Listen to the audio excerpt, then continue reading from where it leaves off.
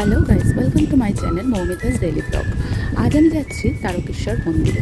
আসলে প্রতি বছরই শ্রাবণ মাসে বাবার মন্দিরে বাঁক কাঁধে পায়ে হেঁটে জল ঢালতে যাওয়ার একটা রীতি আছে, এবং সেটা আমিও করি, আমার হাজব্যান্ডও করে।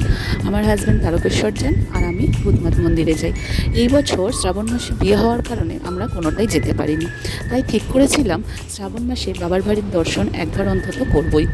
তাই 15ই আগস্ট অফিস ছুটি থাকার কারণে আমরা বাইক নিয়ে বেরিয়ে পড়েছিলাম বাবা তারকেশ্বরের মন্দিরের উদ্দেশ্যে।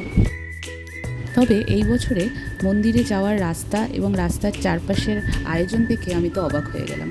সত্যি সরকারকে ধন্যবাদ জানাতে হয়। এত মানুষ পায়ে হেঁটে সারা রাত সারা দিন রাস্তার মধ্যে দিয়ে এইভাবে মন্দিরে জল ঢালতে আসে, তাদের জন্য এই সুব্যবস্থা সত্যি খুবই ভালো লাগলো।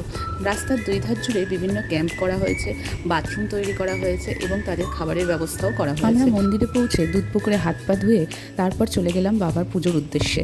শনিবার এবং 15ই আগস্ট হওয়াতে আমরা কিন্তু বেশ ফাঁকায় ফাঁকায় বাবার মাথায় জল ঢালতে পেরেছিলাম। বাবার মাথায় জল ঢেলে ধূপ ধুনো দেখিয়ে তারপর সেখান থেকে বেরিয়ে আমরা আশেপাশে একটু ঘুরে নিলাম। সেখানে একটুখানি চা বিস্কিট খেয়ে আমরা আবার বেরিয়ে পড়লাম বাড়ির উদ্দেশ্যে।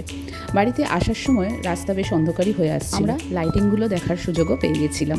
রাস্তার দুধার ধরে এত সুন্দর লাইটিং করা হয়েছে, তাই এবছর শ্রাবণ মাসের যাত্রীদের কিন্তু কোনো অসুবিধা হওয়ার কথাই নয়। যেমন সুন্দর লাইটিং তেমন বেশ ভালোই লাগলো, আর আমাদের ঘোরাও হয়ে গেল। টাটা।